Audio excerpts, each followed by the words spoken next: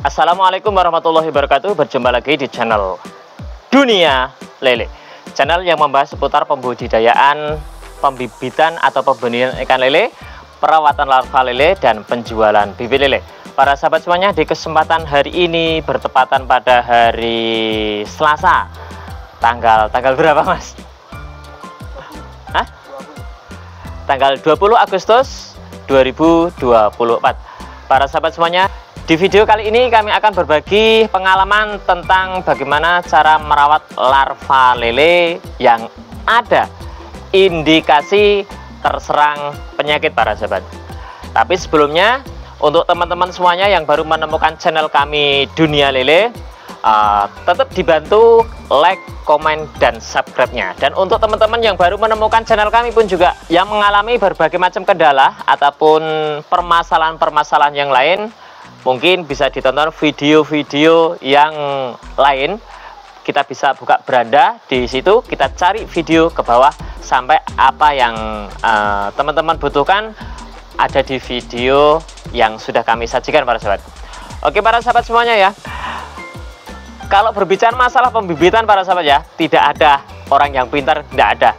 Kita hanya bisa untuk selalu meneliti ataupun selalu berinovasi bagaimana caranya kita itu bisa menyelamatkan peliharaan kita, yaitu di bibit lele kita, para sahabat ya. Dan di sini kami akan berbagi pengalaman gini, para sahabat ya. Tidak ada yang namanya larva lele atau bibit lele itu mengalami kerontokan secara massal dengan tiba-tiba. Selama kami melakukan proses pembenihan ikan lele, para sahabat ya, kami belum pernah mengalami atau menjumpai hal-hal yang demikian. Maksudnya larva lele atau bibit lele mati secara mendadak, secara total. Itu kami alhamdulillah belum pernah mengalaminya. Kecuali kalau dalam satu kolam itu diracun, mungkin akan mati semuanya, para sahabat ya. Tapi di sini akan kami berbagi untuk teman-teman semuanya ya. Ada hal-hal yang perlu kita perhatikan kita sebagai pembudidaya bibit lele, di mana lele kita ketika mengalami sebuah kendala itu pasti ada ciri-cirinya, para sahabat ya. Yang pertama, para sahabat ya, ciri-ciri larva lele kita yang terserang penyakit ya, itu kebanyakan gerak dari bibit lele itu tidak agresif, kurang agresif. Bahkan ada yang menggantung 1, 2, 3 ekor itu akan menggantung di pinggiran ataupun di tengah-tengah ya. Itu sama saja, itu berarti larva lele ada hal-hal yang tidak kurang beres lah, intinya seperti itu, para sahabat. Dan ciri yang kedua, para sahabat ya, ini ciri yang kedua, kebiasaannya kalau larva lele kita mengalami permasalahan, kita cium dari bau aroma saja, aroma air kolamnya. Aroma air kolam itu cenderung lebih gimana ya, lebih amis, tidak seperti biasanya. Itu salah satu contoh bahwa bibit lele kita itu sedang mengalami trouble ataupun masalah, para sahabat ya.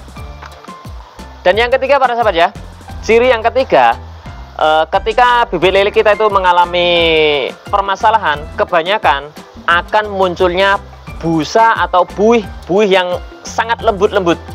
Nah, kalau masalah apa itu muntruk, berbusa dan sebagainya, itu ada dua versi, para sahabat ya. Kalau berbusanya itu berbusa besar-besar atau gelembung-gelembungnya itu besar, insya Allah itu bukan faktor dari kendala berpenyakit, tapi kebiasaannya itu faktor dari kepadatan tebar pada satu kolamnya, para sahabat ya. Nah, itu tadi ada beberapa ciri-ciri yang biasanya hampir mayoritas terjadi kepada larva lele atau bibit lele kita yang sedang mengalami permasalahan, para sahabat ya. Oleh karena itu, untuk teman-teman semuanya yang ingin sukses di pembudidayaan pembenihan ikan lele, kita itu betul-betul harus jeli, harus hati-hati, harus selalu kontrol di dalam kolam kita masing-masing, para sahabat. Di dalam pembenihan bibit lele tidak bisa kita itu tinggal kesana kesini sampai mungkin setengah hari atau 1 hari, bahkan kita tinggal itu untuk meraih kesuksesan di situ sangat-sangat minim sekali para sahabat ya. Karena penyakit itu kita tidak tahu datangnya itu kapan para sahabat.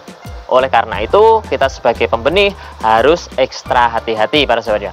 Oke para sahabat ya, itu tadi beberapa contoh ataupun ciri-ciri dari bibit lele kita yang mengalami kendala atau terserang penyakit. Setelah kita mengetahui ada hal-hal ciri-ciri kok seperti itu, terus tindakan kita itu bagaimana para sahabat? Nah, ini kunci utamanya.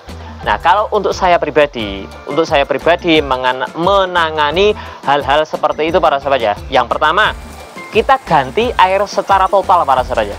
Kita ganti air secara total, kita bersihkan kotoran-kotoran yang ada di dasar kolam, kita bersihkan total. Nah, itu yang pertama. Yang kedua para sahabat ya, setelah air kita ganti, kita menggunakan garam. Ini garam yang kita pakai itu garam krosok para sahabat.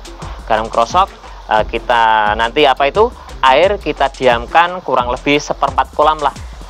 Setelah itu kita nanti masukkan garam. Setelah itu kita tunggu 5 menit sampai 10 menit, baru nanti kita isi air secara total. Itu yang kedua para sahabat ya.